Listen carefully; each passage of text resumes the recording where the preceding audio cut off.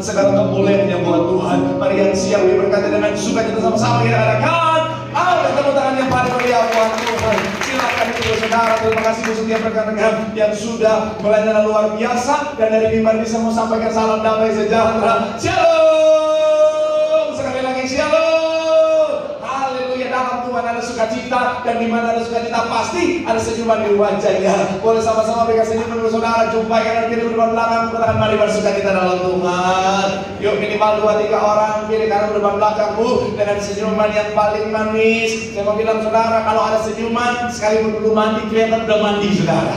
Haleluya, haleluya. Sukacita Tuhan luar biasa. Tercurah senang bisa jumpa saudara. Kamis kemarin kita jumpa, hari juga kita jumpa.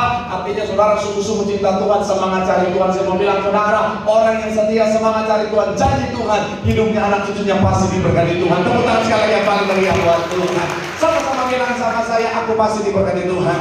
Anak cucuku pasti diberkati Tuhan. Bilang kanan kirimu, kamu juga pasti diberkati Tuhan. Tepuk tangan sekali lagi yang paling meriah buat Tuhan. Haleluya. Yuk langsung saja belum kita mengangkat Alkitab kita. Alkitab juga boleh, Alkitab juga boleh. Ya kalau kita angkat tangan juga boleh, sama-sama dengan iman percaya. Sama-sama kita katakan dalam nama Tuhan Yesus, aku percaya Alkitab ini adalah firman Tuhan. Setiap kata kalimatnya sanggup memberkati aku. Dan hari ini aku pasti diubahkan, aku pasti dipulihkan dalam nama Tuhan Yesus. Sama-sama kita katakan amin. Kita buka Yohanes pasal yang ke-14 ayat 15 sampai 18. Kita akan baca bergantian. Yohanes pasalnya yang ke-14 kita akan baca. Saya 15, saudara 16, gantian 18. Kita akan baca sama-sama. Yang sudah di sana Yohanes 14 15 sampai 18 boleh bilang haleluya. Demikian ayatnya yang ke-15. Jikalau kamu mengasihi aku, kamu akan menuruti segala perintahku. Ayat 16 silakan.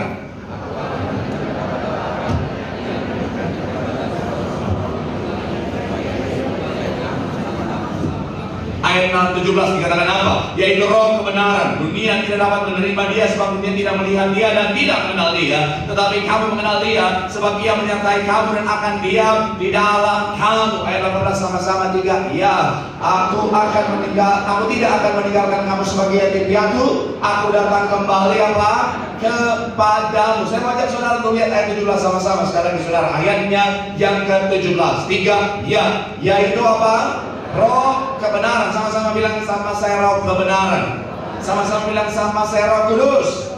Amin. Dunia tidak dapat menerima dia sebab dunia apa? Perhatikan. Tetapi kamu mengenal dia sebab ia apa? Menyertai kamu dan akan diam di dalam kamu. Sama-sama bilang sama saya roh kudus menyertai saya. Sama-sama bilang sama saya roh kudus tinggal di dalam saya.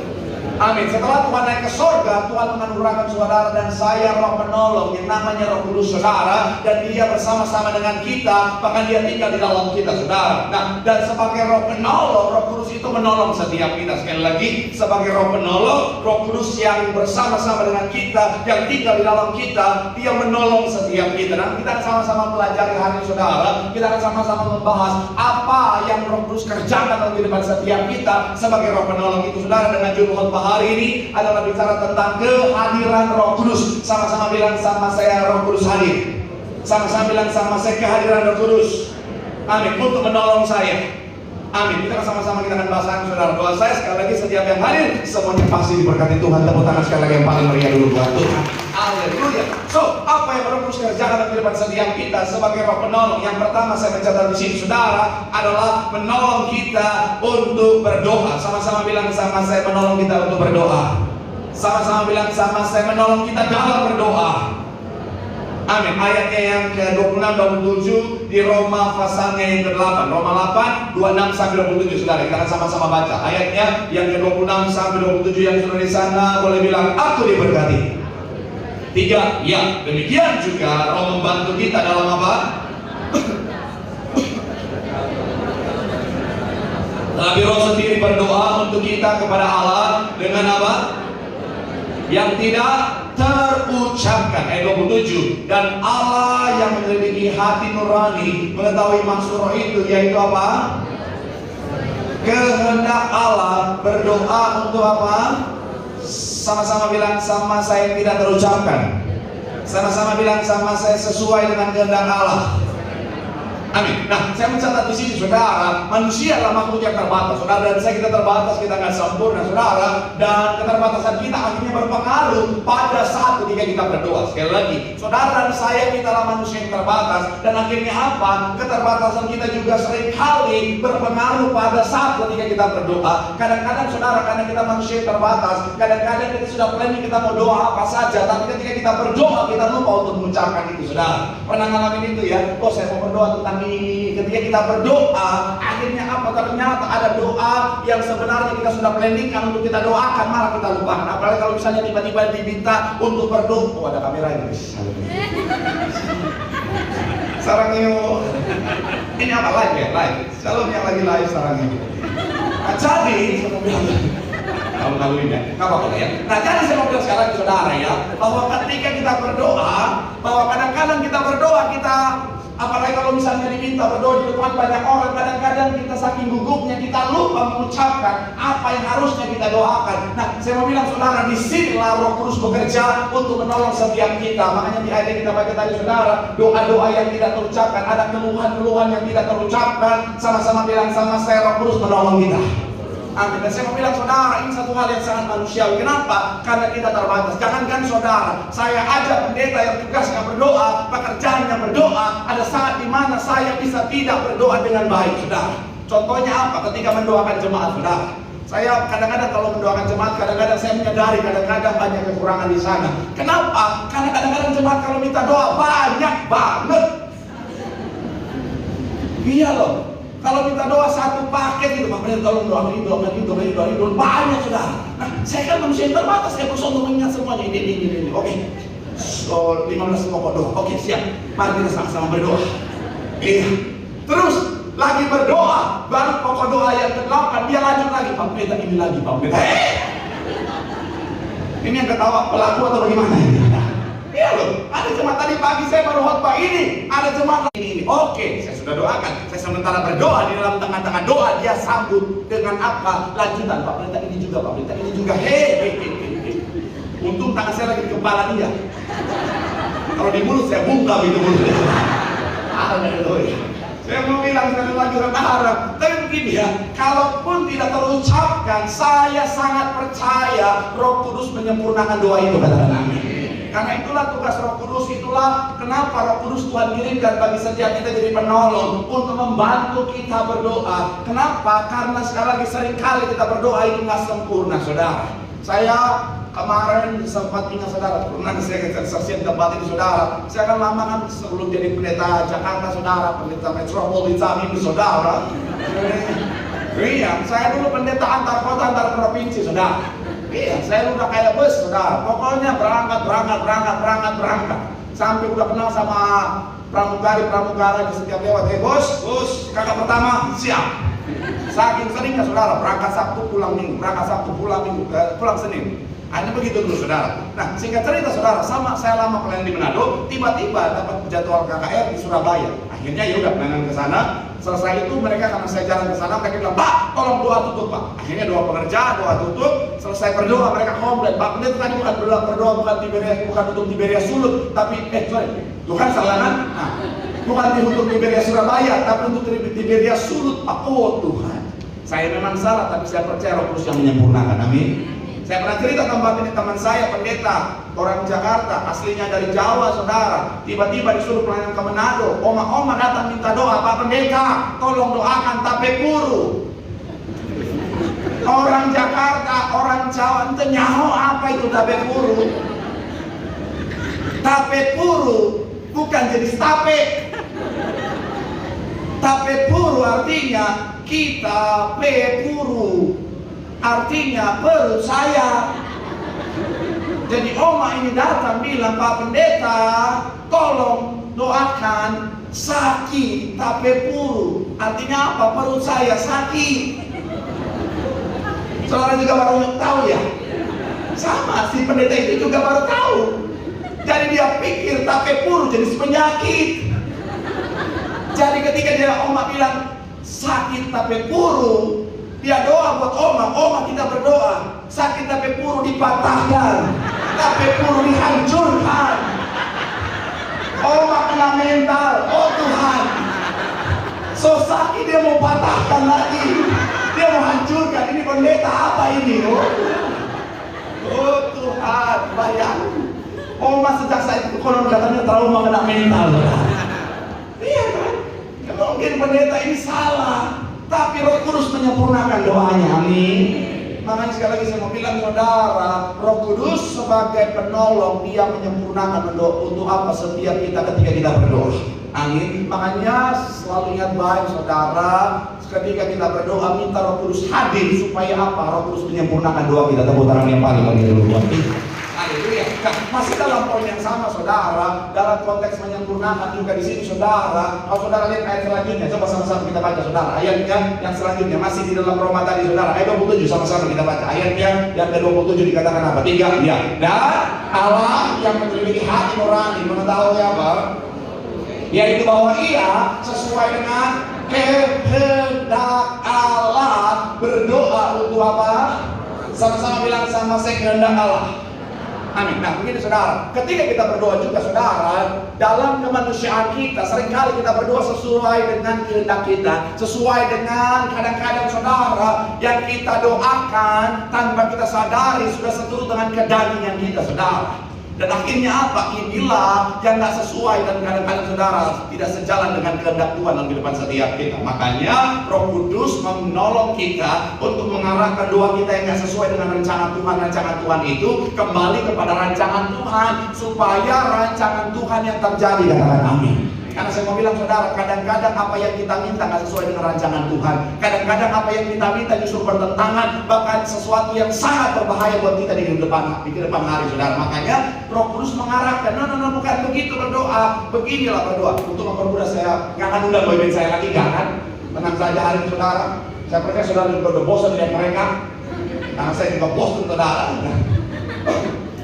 Jadi begitu saudara, ada rancangan Tuhan dalam kehidupan setiap kita. Nah, dan seringkali ketika kita berdoa, kadang-kadang doa kita nggak sejalan dengan rancangan Tuhan. Karena kita manusia yang terbatas, kadang-kadang apa yang kita pikir baik belum tentu yang terbaik, apa yang kita pikir tepat belum tentu tepat. Dan ketika kita berdoa minta sama Tuhan, nggak sesuai dengan rancangan Tuhan yang tepat dalam kehidupan kita, nggak sesuai dengan rancangan damai serta Tuhan yang luar biasa dalam kehidupan setiap kita. Nah, makanya dalam hal inilah Roh Kudus sebagai Roh penolong menolong setiap kita ketika kita berdoa. Gambar selanjutnya akan akhirnya jadi seperti ini. Roh Kudus mengarahkan supaya apa? Yang tadinya doa kita gak sesuai dengan rancangan Tuhan, tetapi ketika Roh Kudus bekerja menjadi sesuai dengan rancangan Tuhan. Mungkin saudara bilang sama saya, Pak Pendeta, tapi karena masalahnya dengan Pak Pendeta, kita bilang apa? Kalau kita tinggal dalam Tuhan, Tuhan tinggal dalam kita. Minta apa saja. Sama-sama bilang sama saya, minta apa saja.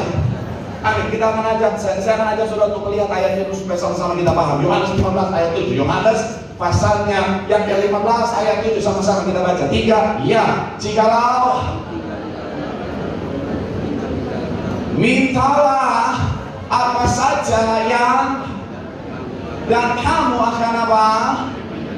Kalau saudara perhatikan, dikatakan memang di sana, mintalah apa saja yang kamu kehendaki. Tapi saya mau bilang saudara, jangan fokus kepada minta apa saja yang kamu kehendaki. Intinya adalah apa? Di bagian awal, jikalau kamu tinggal di dalam aku dan firmanku tinggal di dalam. Saya mau bilang saudara, korelasinya dengan gambar yang tadi begini saudara. Kalau Tuhan tinggal dalam kita, kita tinggal dalam Tuhan, firman Tuhan tinggal di dalam kita, maka apa yang kita minta pasti sesuai dengan kehendak Tuhan. Katakan amin.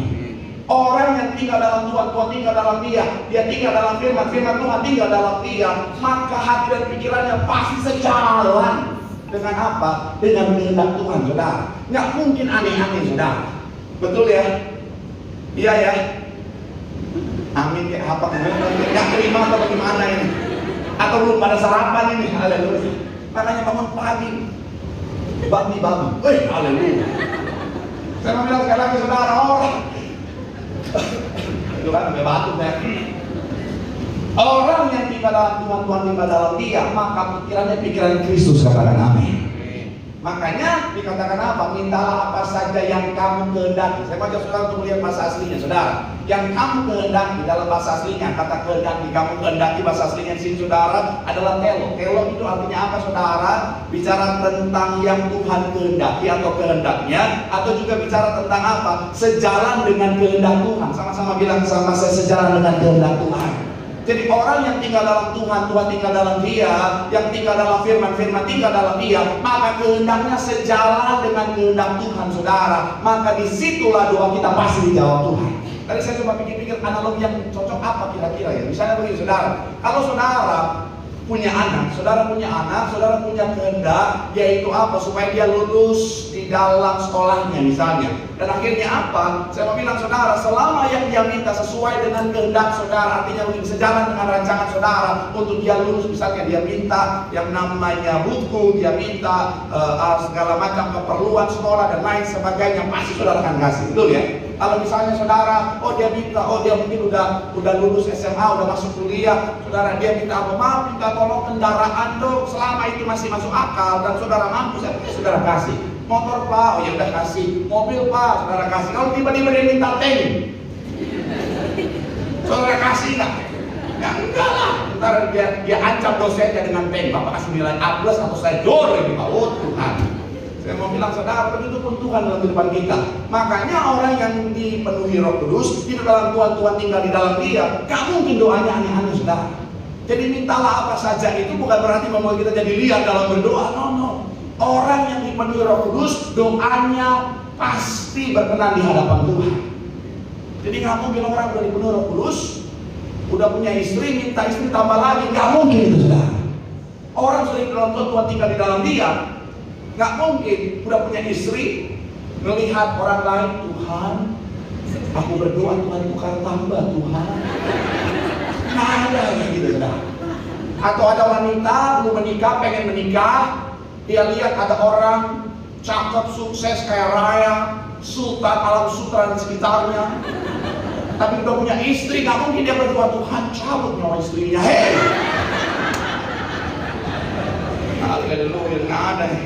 Saya mau bilang, saudara, Roh Kudus membantu kita, menolong kita supaya apa? Doa kita seturut dengan kehendak Tuhan. Ketika doa kita sejalan dengan kehendak Tuhan, doa kita pasti dijawab Tuhan. Tahu tak yang paling mulia buat Tuhan? Bilang sama kanan kirimu, sebagai penolong, Roh Kudus menolong setiap kita dalam berdoa.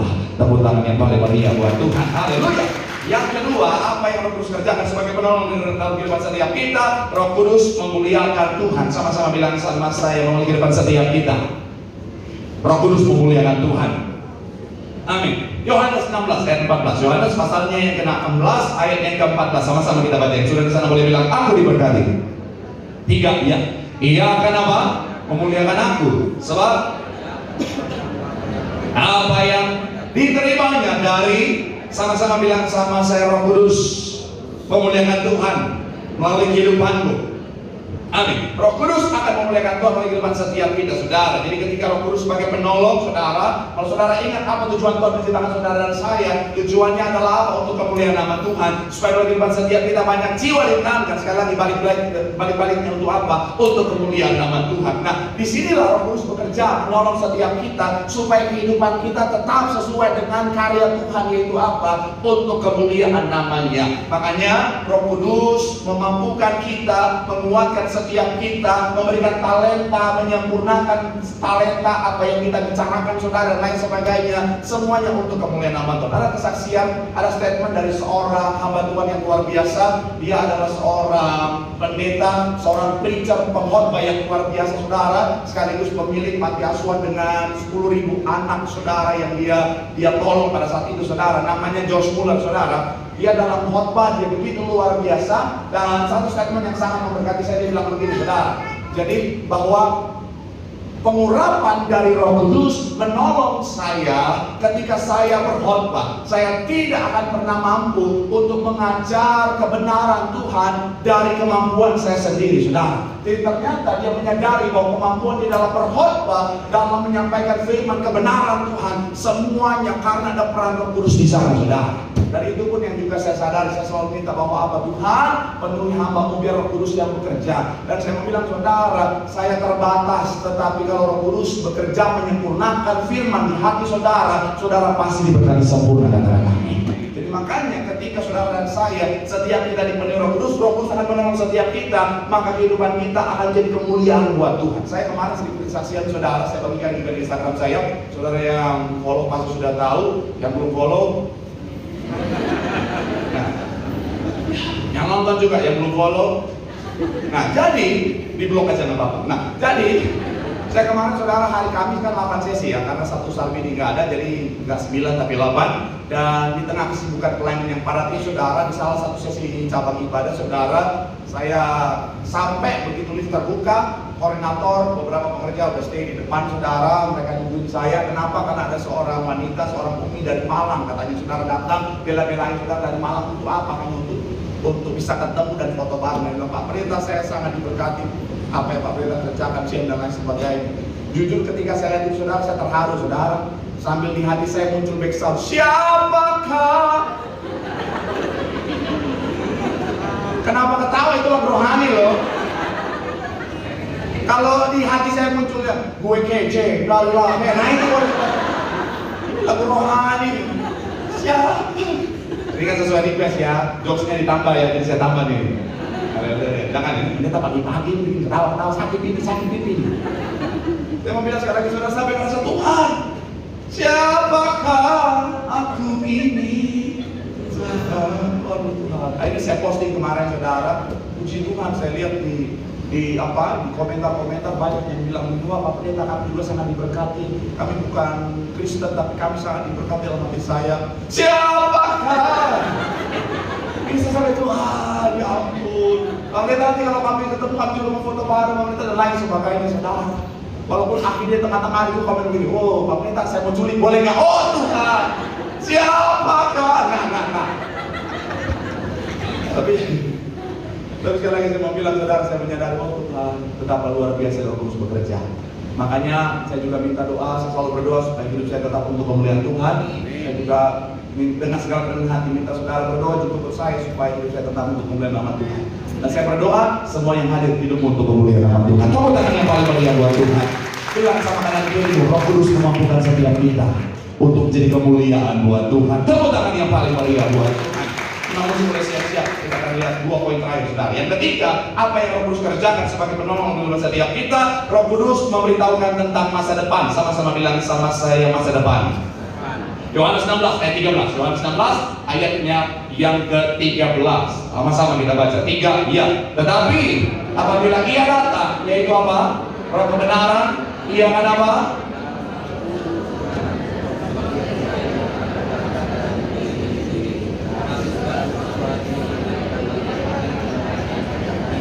Yaitu apa?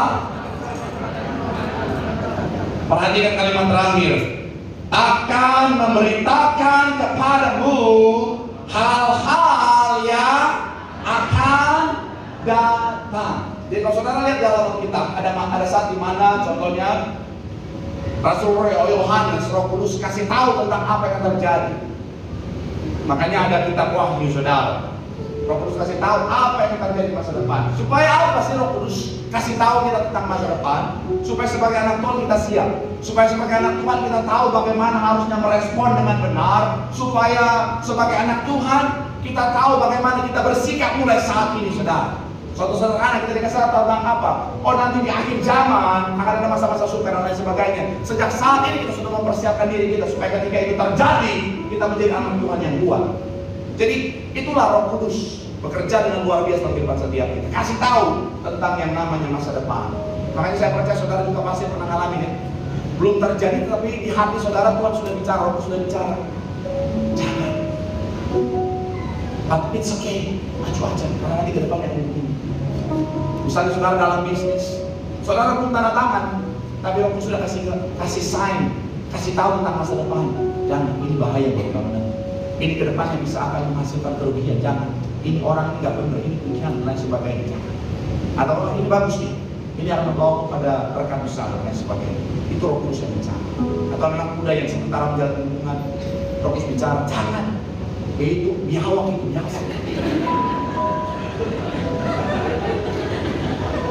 Karena yang bahaya justru yang ada roro biawak, saudara. Kalau roro buaya kan kelihatan ya. Aligator itu udah kelihatan. Mulai dari cara bicara, halo deh. Nah, itu banget. Yang bahaya itu yang biawak-biawak yang kalem. Ini tuh pakai lagu baik-baik. Aku tuh tulus sama kamu. Buat adik-adikku tersayang, hati-hati ya. Koko pendeta kasih tahu ya. Zaman sekarang casing bisa menipu ya. Jadi hati-hati, minta terus kasih tahu. Ini penting. Gereja kita, Tuhan, sebelum seperti hari ini, sebelum melayani, Tuhan sudah kasih tahu, walaupun sudah kasih penglihatan. Kalau melayani cuma diberes lautan manusia. Jadinya apa? Pada saat itu belum ada jemaat seperti hari ini, tapi sudah dikasih tahu dan akhirnya apa? Makanya kan, kalau Natal aja kita bisa lihat lautan manusia, ratusan ribu, apalagi pas lilin Natal menyala, romantis banget. Kita bikin romantis.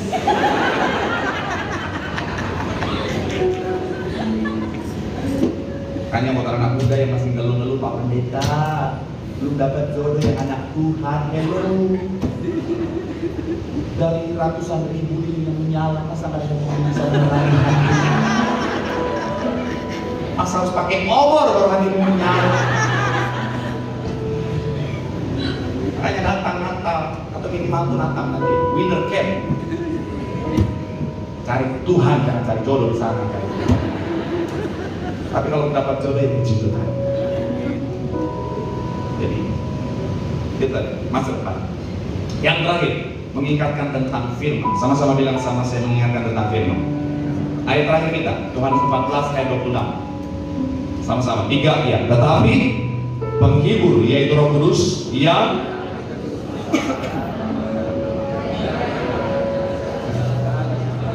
dan akan apa?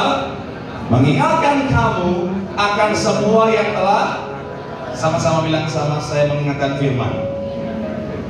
Saya nggak akan lama di poin ini saudara, tapi saya selalu mengatakan jemaat Tuhan, Roh Kudus mengingatkan firman. Kata mengingatkan artinya sesuatu yang sudah ada diingatan, kemudian di-refresh kembali, dimunculkan kembali. Artinya apa? Kalau nggak ada diingatan, apa yang diingatkan? Jadi bacalah firman, baca firman. Jangan anggap ibadah sebentar di gereja sudah cukup membuatmu paham firman. Baca firman. Kemarin saya bahas ketika pengajaran sesat, saya selalu bilang, baca firman. Jangan sampai nggak baca firman. Firman akan menuntut saudara saya. Dia penolong, pengarah saudara saya pada hal-hal yang luar biasa. Dia akan menguatkan setiap kita, membangkitkan semangat kita, membangkitkan pengharapan kita. Itu firman. Makanya baca firman. Jangan baca firman sebentar tak ngantuk 5 menit. Kalau Facebook, TikTok, Instagram udah 2 hari.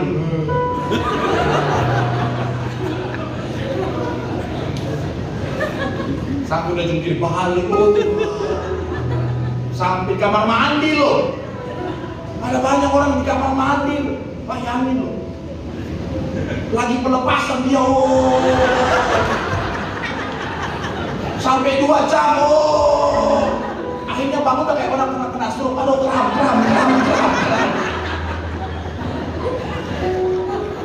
Pernah ngalamin ya? Sama. Tapi sejak itu saya bertobat. Karena bertobat, baca firman. Kalau nggak baca firman, apa yang mau diingatkan oleh Roh Kudus? Mohon maaf ya, konten-konten TikTok, apalagi zaman sekarang, nggak akan menolong saudara, kecuali TikTok saja. Soalnya TikTok saya kan tentang firman. Saudara, lagi dalam masalah tekanan, beban berat, nggak pernah baca firman, apa yang mau diingatkan? Yang diingatkan apa? Saudara tertekan, beban berat, karena nggak pernah baca firman, main TikTok terus. Yang diingatkan apa? Parah nih. Udah makin lemah. Kalau firman, Roh Kudus ingatkan, aku sekali-kali tidak pernah meninggalkan. Bangkit lagi, bangkit. Saya doa jangan cuma sampai di awal pulang bertobat. Amin. Baca firman. Nggak usah banyak-banyak. Satu hari satu kitab cukup kok.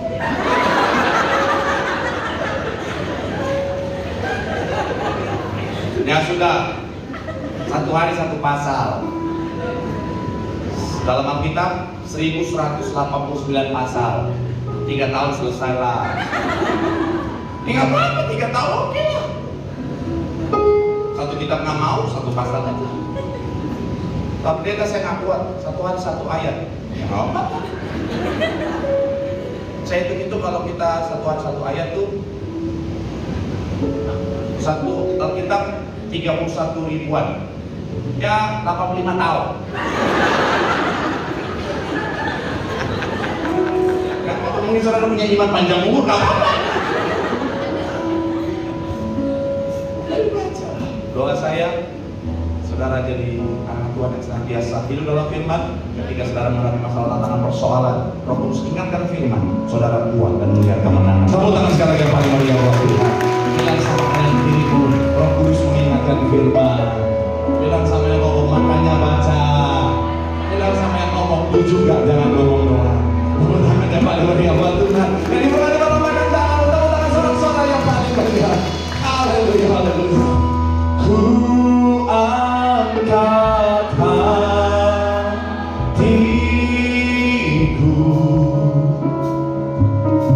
ku pandang kekudusan-Mu, satu sembah, ku puji-Mu, ku rasakan kehadiran-Mu Tuhan. Saat ku sembah Tuhan, saat ku sembah, ku puji-Mu, ku rasakan kehadiran. Oh, saat ku sembah, saat ku sembah, ku puji-Mu, ku rasakan kehadiran. Boleh berikan tepuk tangan yang paling meriah buat